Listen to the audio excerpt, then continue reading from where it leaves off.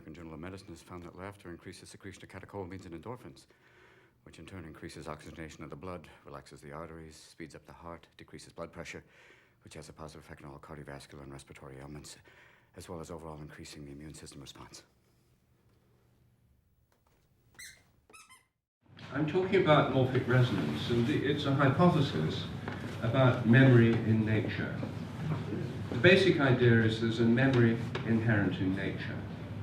And this shines forth in various ways. One of them is through the so-called laws of nature, which I think are more like habits. I think the habits of nature evolve along with the universe, rather than all being fixed laws that were there at the beginning.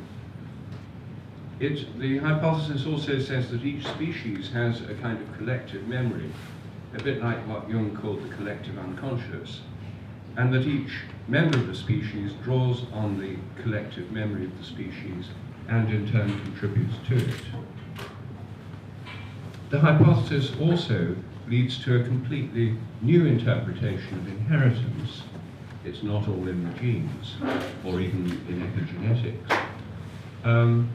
And perhaps the most radical aspect is that it leads to a reinterpretation of the nature of memory. Memory is not stored inside our brains. I'm sure you've all been brought up to believe that it is, but I'm going to suggest it's not. The brains are more like tuning systems that tune into memory through morphic resonance, rather than memory stores that have it all stored inside the brain. So, this is obviously controversial because it goes against the standard assumption in Western science that nature is governed by fixed laws that were all there at the moment of the Big Bang. The normal assumption is that at the moment of the Big Bang, all the matter and energy in the universe appeared from nowhere, and all the laws that govern it suddenly appeared and have governed it ever since in exactly the same way. As my friend Terence McKenna used to say, modern science is based on the principle, give us one free miracle and we'll explain the rest. And the one free miracle is the assumption that all the laws of nature suddenly appeared together with all the matter and energy in the universe. I just don't think that's the case. And I think one of the reasons why we have to consider the idea of memory in nature, whether we like it or not, is because we now have a radically evolutionary cosmology. The idea that nature is fixed comes to us from Greek philosophy, and it's now in headlong conflict with the idea that everything evolves, which is rooted in the Jewish part of our cultural heritage. The ancient Greeks thought that ultimate reality was eternal and changeless. They probably got this idea through mystical experience, where many mystics find that through mystical insight they arrive at a realm which is beyond space and time. The Greeks tried to turn it into a philosophy of nature, and different philosophers came up with different theories about what the ultimate eternal reality was. Pythagoras, in his school of thought, said the ultimate reality was mathematics, which are outside space and time that give rise to the universe we live in. And mathematics is essentially changeless. Numbers, proportions, ratios lead to changeless truths. Plato generalized Pythagoras' idea to the idea that ultimate reality is a realm of forms or ideas beyond space and time. The Platonic realm of forms and ideas included mathematics, but it went further. It had the archetypes of all species, for example, an ideal form of a horse, or a horse essence, which all individual horses reflect or participate in, but which remains outside space and time. The atomist school of thought in ancient Greece, the prototypic materialists, said that ultimate reality was matter. Matter was made of lots of little bits, atoms that never changed. But they moved around and repermutated in different patterns, and they underlay the changes in the world. Very different theories of eternal reality. All of these were resurrected in the 17th century at the beginning of modern science. And the idea was that the laws of nature are mathematical ideas in the mind of a mathematical God. Mathematicians and physicists very much like the idea of God as a mathematician because it makes them the most godlike of people, and also creates a kind of high priesthood because they're the only ones who can really understand ultimate reality. The rest of us, who don't know so much about mathematics, just have to take their word for it. They also revived the idea of atoms, changeless particles of matter. Of course, we now know that atoms can change, but this was built into the foundations of modern science. And right up until 1966, scientists took it for granted that the universe was made up of a fixed amount of matter and energy, and that the laws of nature were totally fixed. But this came into conflict with the other great idea in Western thought. From the Jewish heritage, the Jews were the only ancient people who had the idea of history as a progressive development. And the prototype for this was the journey of the Jewish people out of bondage in Egypt through the wilderness to the Promised Land. So it was a journey with a goal. And the goal was something like the recreation of Eden in the land flowing with milk and honey. Of course, when they arrived there, then as now, it was full of Palestinians. So it turned out not to be a paradise, and there was nothing but trouble. And so the idea of this end of history was projected into the future, the coming of the Messiah. For Christians, Jesus was the Messiah, but then history didn't come to an end. So it was then projected to the second coming of Jesus, when ordinary history would come to an end. Well, this basic idea of an end to ordinary history became the basis of a whole lot of millenarian movements during the Middle Ages. One of the most important was in late around 980, when everyone thought that at the coming of the millennium, the year 1000, everything would transform. This led to the Y1K problem, but it didn't. And so then there were a series of other millenarian movements. And this whole way of thinking was secularized in the 17th century here in England by Francis Bacon, who came up with the idea that there would indeed be a transformation of humanity in the planet, but it wouldn't happen through divine intervention. It would happen through what we now call science and technology. Humans would acquire, as he put it, empire over the universe, that we would be able to dominate and control nature through science and technology, which would lead to economic growth and progress. This is now the ideology of every government in the world, and it leads to an extremely progressivist view of history. By the end of the 18th century, it was the standard philosophy of Enlightenment intellectuals all over Europe and North America. But it only applied to humans. The rest of nature was seen to be static. With Darwin's theory of evolution in 1859, this progressivist evolutionary view was extended to all life. But the physicists said, well, it doesn't apply to the universe, that's just a big machine that's running out of steam according to the second law of thermodynamics, and it will finally freeze up and just last forever in a final heat death.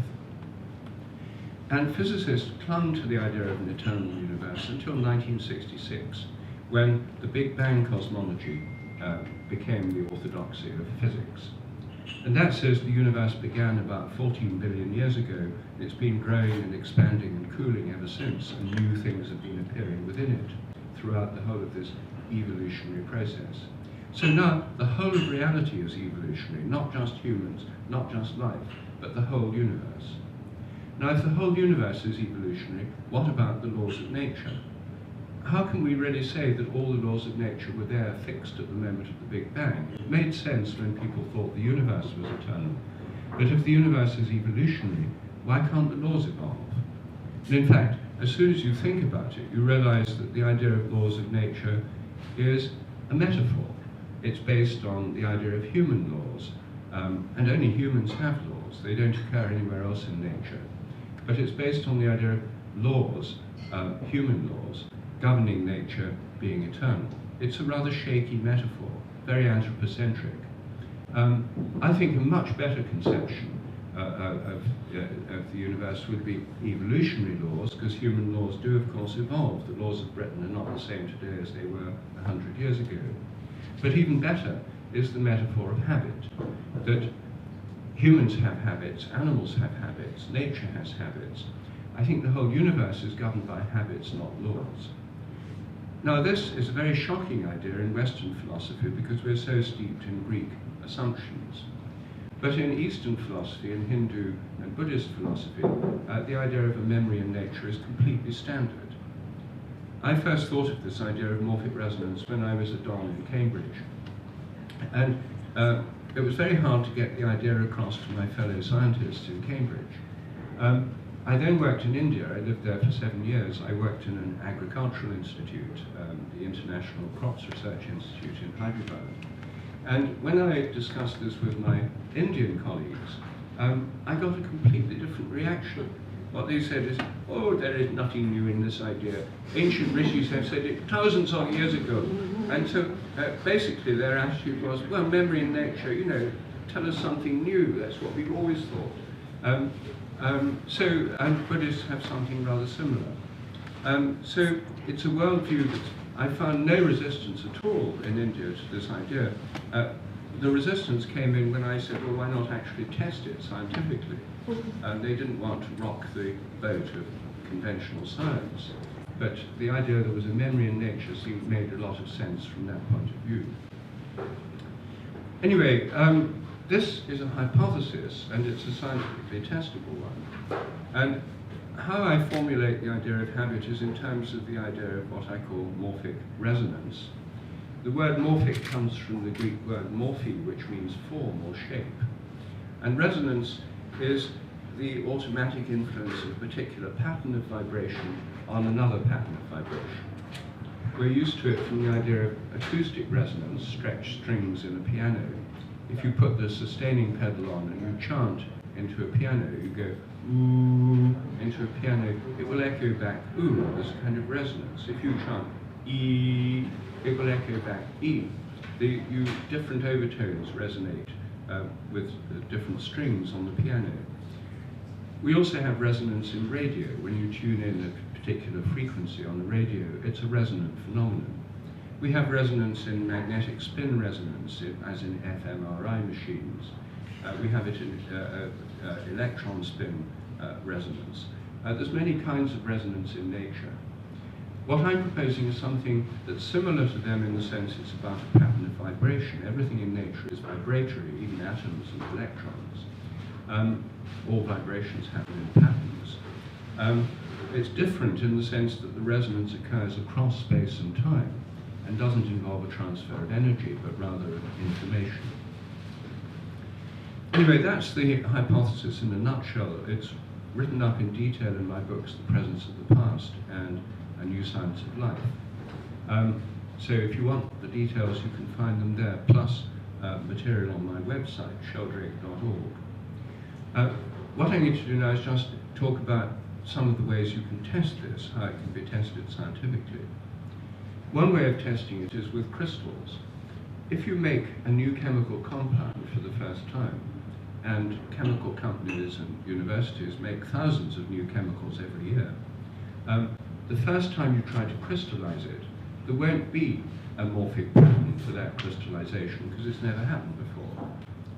But once you've got crystals, the second time anyone makes it anywhere on the Earth, or perhaps throughout the whole universe, it should crystallize easier because there's already been a pattern established. There's already a kind of memory in nature. The third time you make it, you'll have an influence from the first and second crystals. It should happen easier and quicker.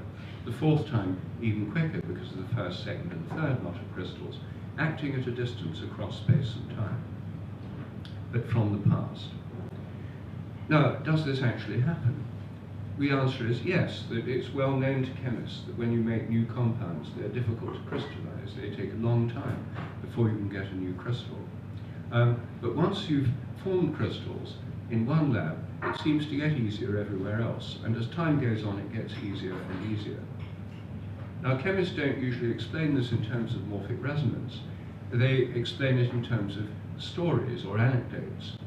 They assume that this happens because fragments of previous crystals get carried from lab to lab as seeds or dust. And it's known that bits of previous crystals can make crystallization happen quicker. They act as nuclei for new crystallization processes. So they just assume this happens because of migratory chemists carrying them from lab to lab, especially bearded chemists, or else that invisible dust particles have wafted through the atmosphere and have settled out all over the world, causing things to crystallize faster. But I'm suggesting this should happen even if you exclude migratory chemists and filter dust out of the atmosphere. It should still happen quicker. I haven't been able to persuade any of them to do that actual test, but there's another way you can test it with crystals. As the crystal habit becomes better established, as things become easier to crystallize, and as the crystal habit is stronger, it should be harder to break things up.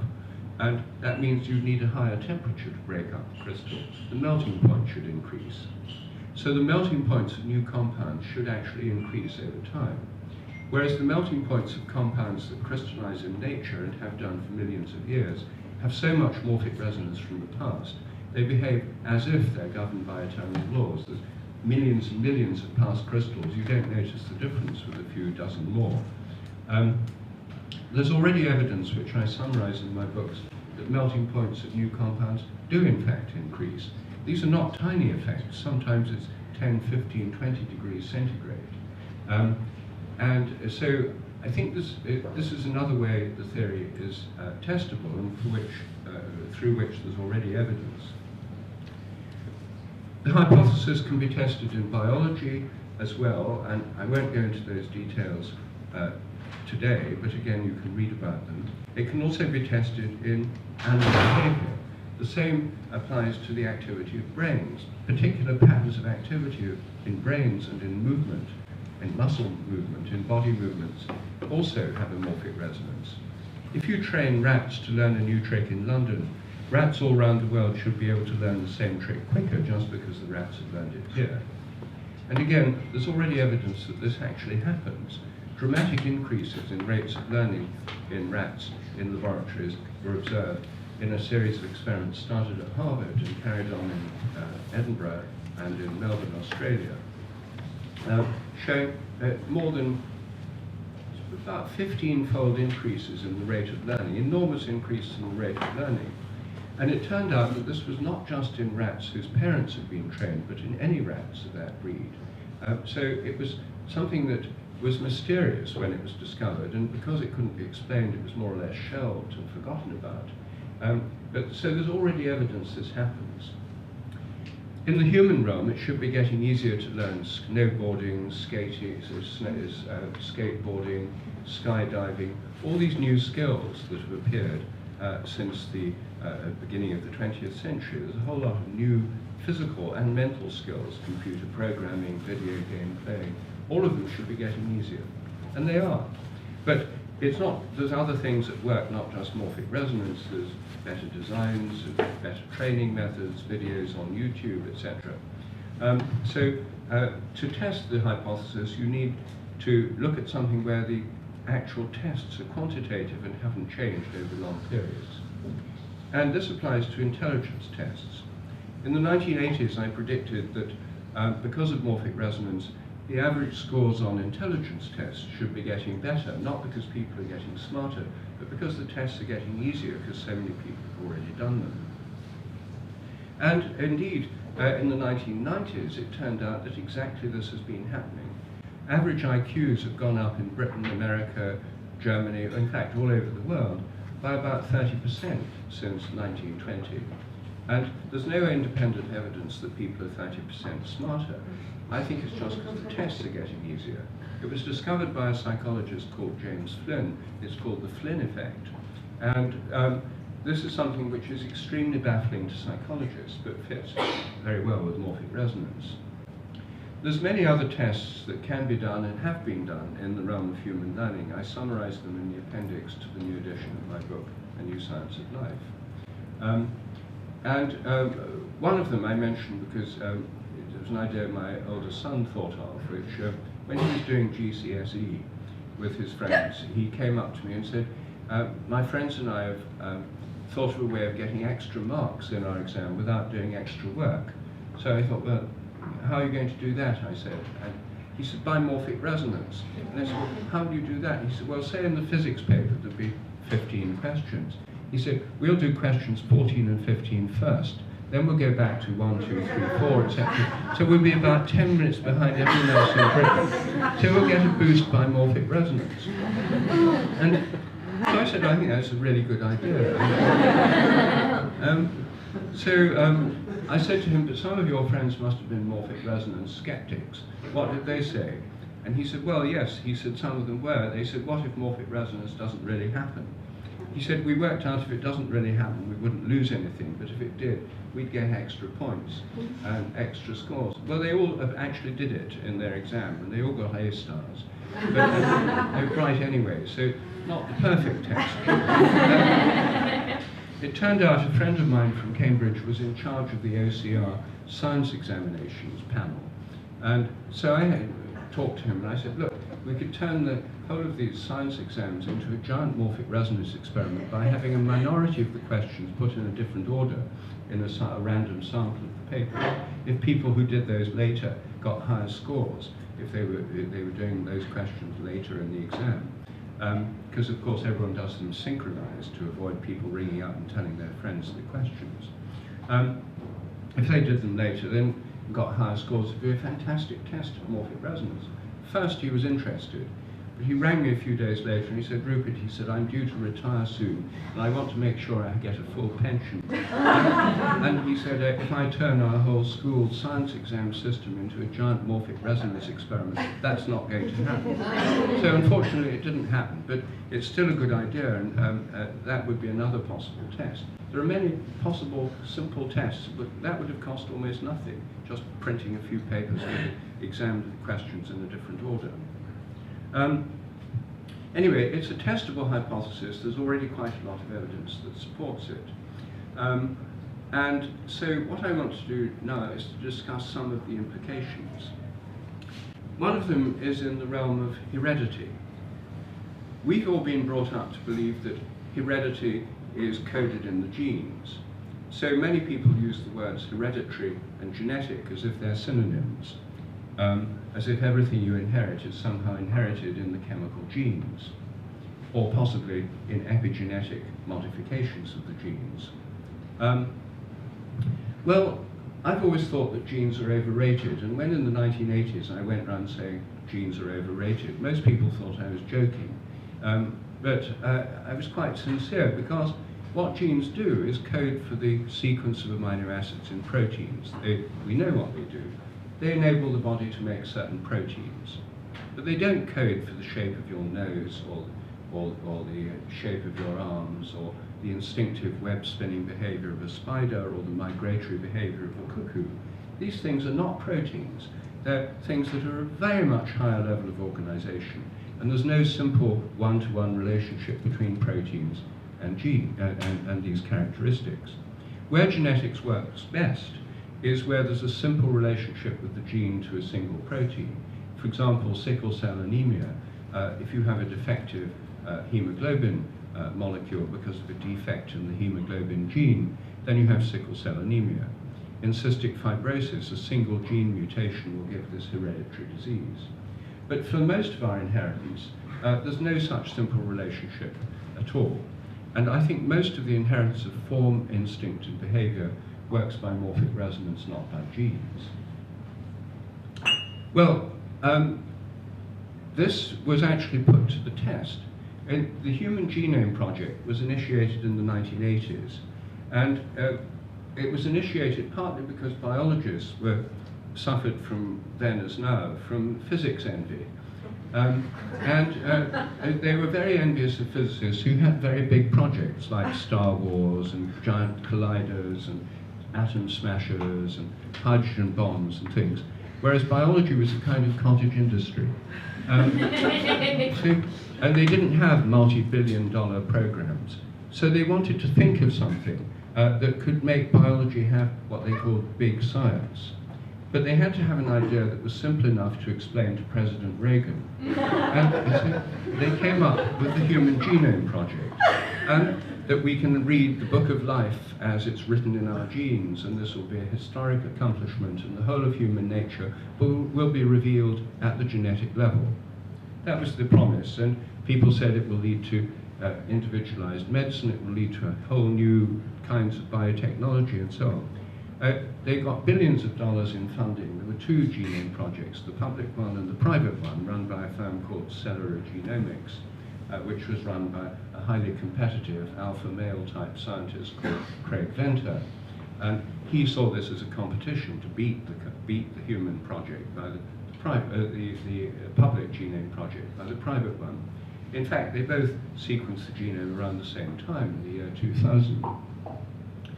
They expected about 100,000 genes, and Joe Venter was planning to patent all the key ones and then own the rights to these genes. Well, it didn't quite work out as planned. It turned out there were only about 23,000 genes, only a few more than a fruit fly, and less than a sea urchin, only about half as many as a rice plant. So that was the first shock. And then it turned out these genes didn't explain anything like what they thought they would. By about 5 years ago, tens of thousands of genomes had been sequenced, and they did a series of studies called genome-wide association studies. They took 30,000 genomes, and they looked at characteristics of the people whose genes had been analyzed. And one of the things they looked at was height. It's very easy to measure height. All you need is a tape measure. And it was already known that tall parents tend to have tall children, small, short parents, short children. If you knew the parents' height, you can predict the children's height with an accuracy of about 80%. In other words, to use the technical word, height is about 80% heritable. So they looked at the genes for height, and they found that there were about 50 genes involved in influencing height. Then they made the best models they could. Some genes are more important than others. Using these very best models, they predicted the height of people on the basis of their genes. They were able to predict it with an accuracy of 5%. Well, just by using a tape measure, you could predict it with an accuracy of 80%. Billions of dollars cheaper. So the gap between the 5% they could actually predict and the 80% that was known to be heritable, inherited, is called the missing heritability problem. And it now turns out that this applies to many things. The prediction of breast cancer, for example, they can get an accuracy of about 5 to 10%. With most diseases, it's 5 to 10%. With most characteristics, the only ones where you've got a really high accuracy is with single gene rare inherited diseases like cystic fibrosis or sickle cell anemia. So this led to a great deal of soul searching in the realm of biology.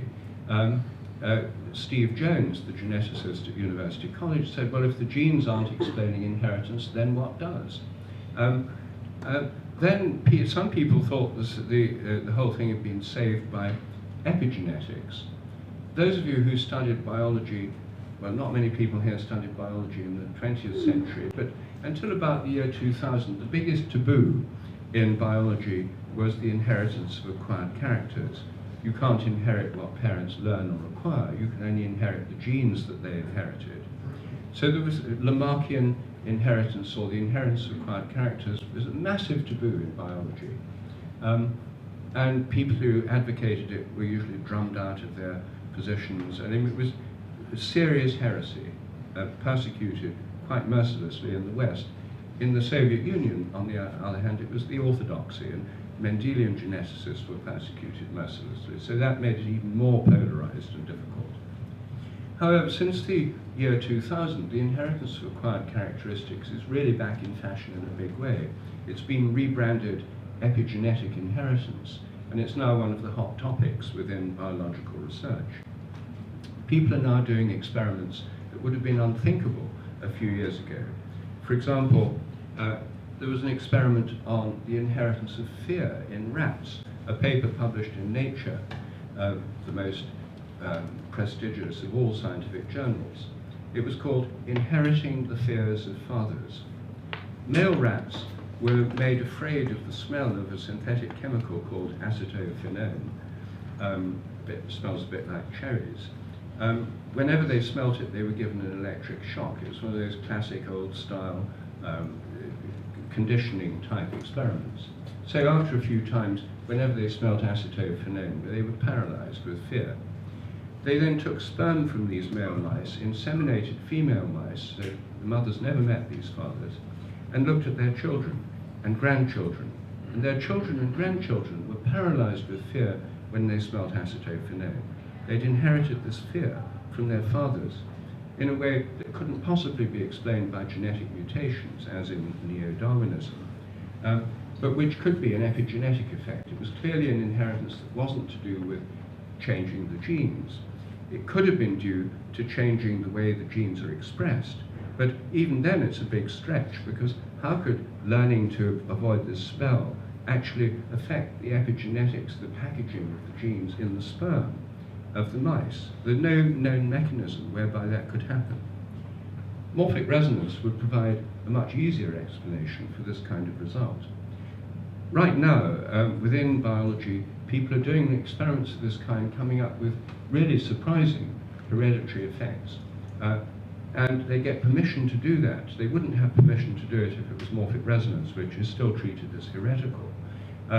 But by saying it's epigenetic, even though they can't explain how it actually happens, then it's okay to do this research. So we're in a very interesting situation with epigenetics at the moment.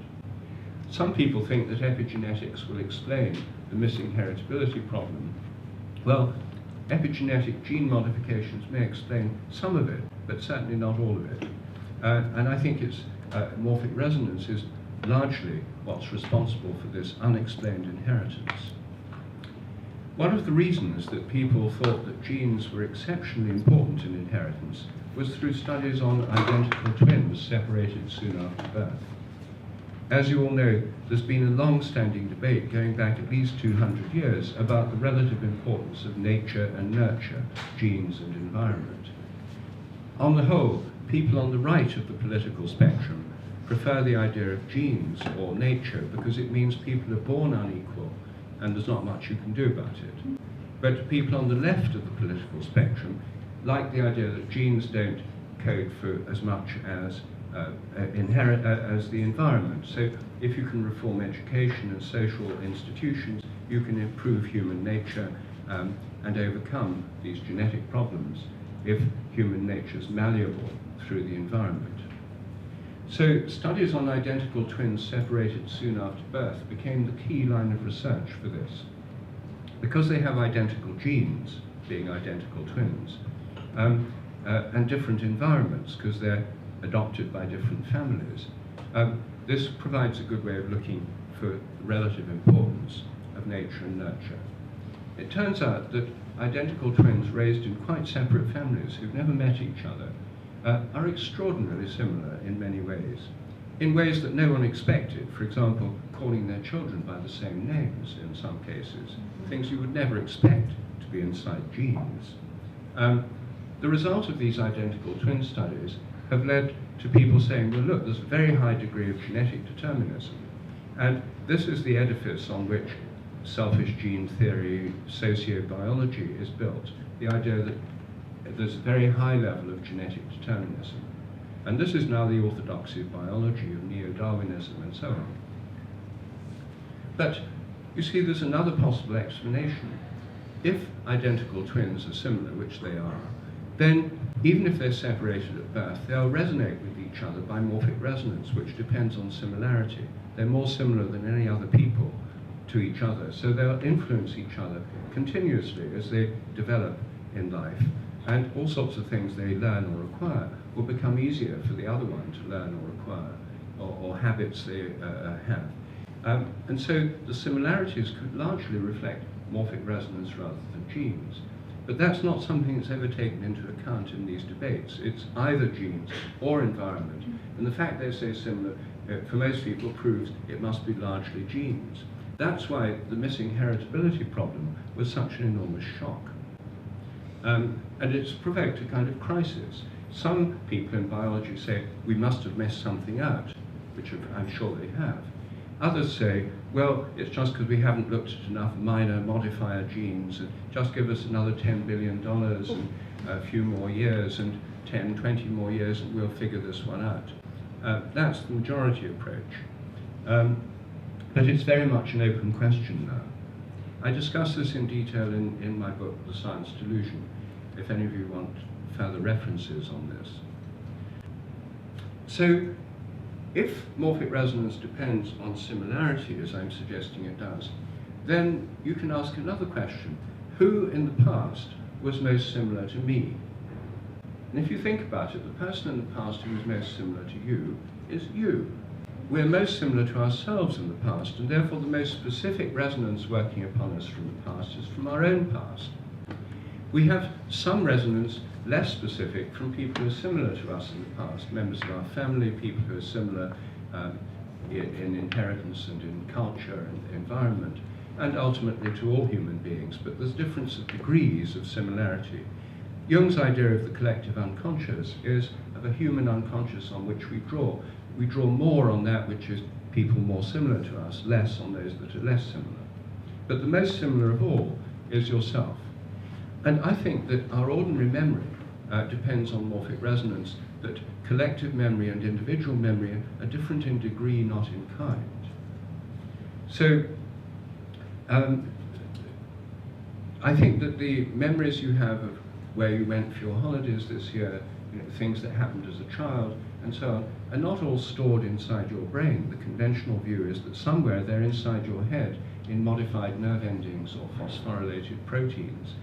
People have spent 100 years looking for these memory traces and haven't found them. So instead of assuming that they may not be there, people have just say, oh, we've got to look harder. They must be stored holographically over large regions of the brain, or they're very elusive, or something like that. I think there's a much simpler explanation for the fact people have been so unsuccessful in finding them. They're not there. And it's like me coming to your house and trying to find out what you watched on TV last night by analyzing the wires and transistors. It wouldn't tell me what you watched. They don't leave traces, these programs.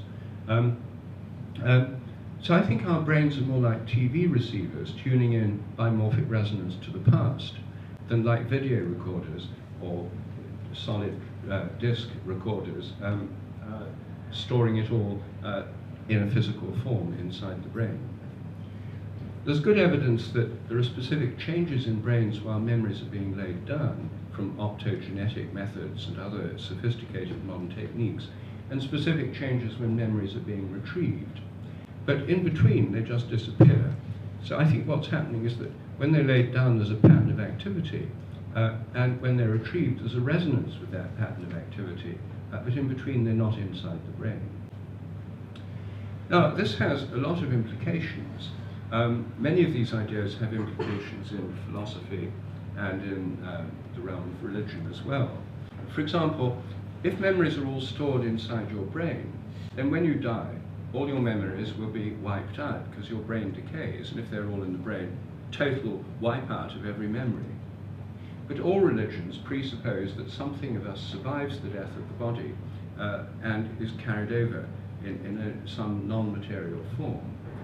For example, in theories of reincarnation in Hindu and Buddhist traditions, there's a transfer of memory or of habits or of dispositions from one life to another through reincarnation or rebirth. If there was no transfer, the whole doctrine would become meaningless. And if all the memories and all the things that people have learned or all their dispositions decay when they die, then this whole doctrine, this whole philosophy would not be meaningful at all.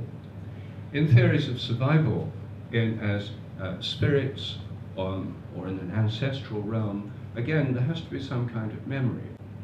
In the Catholic theory of survival of bodily death in purgatory, which I understand as a kind of dreamlike state that you go into after you die, you go on dreaming, but you can't wake up anymore.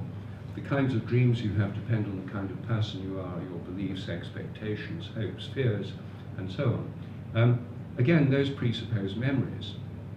In extreme Protestant after-death scenarios, where you go to sleep when you die, and then you're woken at the last trump for the final judgment, if you appear before your Maker forgetting who you are and what you've done, it wouldn't be a very meaningful experience.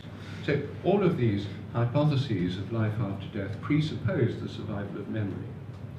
Now, if memories are not stored in the brain, then they're not going to be eliminated at death. It doesn't show how they're going to be retrieved, but it leaves the door open for hypotheses about survival of bodily death, whereas the materialist theory slams the door shut. Not because there's firm scientific evidence for it, but simply because for a materialist everything is material, therefore memories must be material, whether you can find them in the brain or not. There's no alternative, they've got to be. So it's just an assumption, really. It's one of the 10 dogmas of contemporary science, which I discuss in my book, The Science Delusion. Now, coming to, I've been talking about memory and inheritance in nature, because the same applies to inheritance of pattern and form in plants. The same applies to the structure of planets and galaxies. I want to come to rituals. All cultures have rituals, and all rituals have a particularly conservative character. People do them the same way they've been done before, often using the same language that's been used before. In the Brahminic rituals of India, they use Sanskrit, which no one speaks in normal life. In the Russian Orthodox Church, they use Old Slavonic. Again, it's not a living language. In the Coptic Church of Egypt, in the liturgy, they use ancient Egyptian language, which is not spoken anywhere else. It's the only survival of the ancient Egyptian tongue in the Coptic Christian liturgy. So there's a conservatism of language, also of gestures, of forms. So rituals are highly conservative. Why should that be? Well, I think morphic resonance provides some kind of explanation for this, because if people do things as similarly as possible to the way they've been done before, then they'll enter into morphic resonance with all those who've done them in the past. There'll be a presence of the past through performing the ritual, right back to the first time the ritual was done. And this is exactly what people who do rituals think is happening.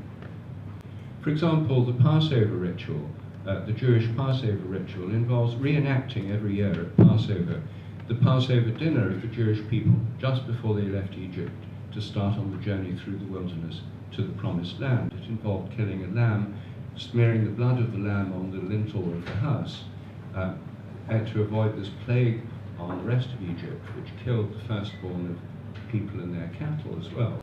The Jewish people were passed over because of this ritual of killing this lamb, which was like a sacrificial victim, eating the lamb in a special way with bitter herbs and so on. Ever since then, Jewish people have reenacted this every year at Passover. And by doing so, to explicitly connect with the very first time it happened and all those who've done it in the years that have passed. These rituals are about incorporating people within social groups and connecting with the ancestors. They perform a very important social role for social cohesion, identity, and connection with the past. The Christian Holy Communion is itself a Passover meal, the last meal shared between Jesus and his disciples. And it's reenacted in every Holy Communion. And those who take part are connected with the first time it happened and all those who've done it ever since, which in Christian terminology is called the Communion of Saints. The idea that what's called the blessed company of all faithful people, all those who've participated ever since the first Last Supper till now, you're linked by participating with them. Secular rituals have the same format. The American Thanksgiving dinner, which happens later this month, is a reenactment of the first Thanksgiving dinner of the first settlers in New England who gave thanks for their survival through the first year in the New World. And it's a dinner of Thanksgiving, which, by taking part in it, people become American. It's the way in which they affirm their American identity and their connection with the first settlers in New England. So rituals all have this kind of character of linking the present participants with those who've done it before. They make a great deal of sense in terms of morphic resonance, but from the point of rationalistic, materialist point of view, they're just mumbo-jumbo. But I think this is something that people, most cultures depend on these rituals to give a sense of meaning and continuity to the culture. If you take them away, there's a kind of vacuum and rootlessness. I think these things also apply to places. If you're in a place where many people have prayed or worshipped, or like a cathedral, for example, one of the ancient cathedrals or places of pilgrimage, or a temple in India, for example, then I think when you're there, you tune in by morphic resonance to other people who've been in the same place before. You tune into a kind of collective memory. Conversely, if you're in a place where bad things have happened, you may pick up a rather unpleasant kind of memory, a sort of uneasy memory. And it's interesting that most stories of hauntings or ghosts are associated with stories of bad things that have happened in that place. I think pilgrimages are one way of connecting with these sacred places, and I'm very interested that the Advaya group actually went on a pilgrimage, 2 pilgrimages, earlier this year. And there's been a revival of pilgrimage here in Britain, and it's open to everyone.